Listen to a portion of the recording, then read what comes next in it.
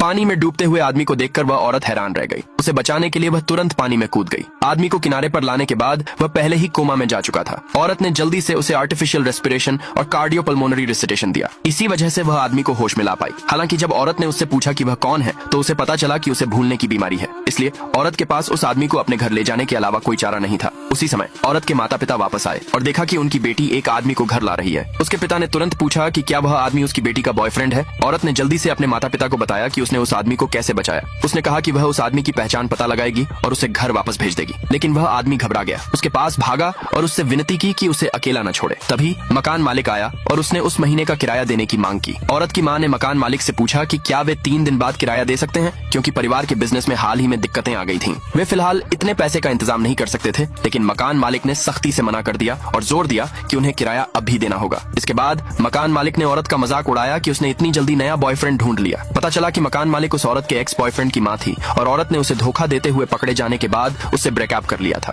औरत ने जानबूझकर मकान मालिक से कहा, मेरा बॉयफ्रेंड तुम्हारे बेटे से लाखों गुना बेहतर है, तुम्हारा बेटा तो बस एक कमीना है। मकान मालिक को गुस्सा आया और उसने उसे मारने की कोशिश की, लेकिन उस आदमी ने उसे रोक दिया। ये देखकर कि वह आदमी कोई आसान आदमी नहीं है, मकान मालिक के पास उन्हें 3 दिन बाद किराया देने की इजाजत देने के अलावा कोई चारा नहीं था। मां चाहती थी कि उसकी बेटी अपने बॉस से सैलरी का एडवांस मांगे, लेकिन औरत ने उन्हें बताया कि उसकी नौकरी उसी दिन चली गई थी। इस वजह से पूरा परिवार इस बात को लेकर चिंतित हो गया कि किराया कैसे चुकाया जाए। उसी पल पिता को याद आया कि अगले दिन हाथ से बनी कलाकृतियों का एक कंपटीशन होने वाला है, जिसमें $2 लाख तक का इनाम मिलेगा और उस महिला ने बचपन से ही अपने पिता से हस्तकला सीख ली थी। उन सबने उसे कंपटीशन में हिस्सा लेने के लिए प्रोत्साहित किया। तो वह आदमी उस महिला के साथ कंपटीशन के रजिस्ट्रेशन ऑफिस गया, लेकिन उसे पता चला कि रजिस्ट्रेशन का इंचार्ज स्टाफ मेंबर उसका एक्स बॉयफ्रेंड था। ये जानने के बाद कि वह महिला कंपटीशन के लिए रजिस्टर करवाने आई है, उसके एक्स बॉयफ्रेंड ने सीधे उनकी मदद करने से मना कर दिया। उसने तो उन्हें जल्दी जाने के लिए भी कह दिया। तभी कंपटीशन का इन्वेस्टर वहां से गुजरा और जब उसने उस आदमी को महिला के बगल में देखा तो उसने महिला के एक्स बॉयफ्रेंड को एक तरफ धकेल दिया और कहा कि यह आदमी उसका बड़ा भाई है। आगे देखने के लिए जल्दी कमेंट में पार्ट 2 लिखे।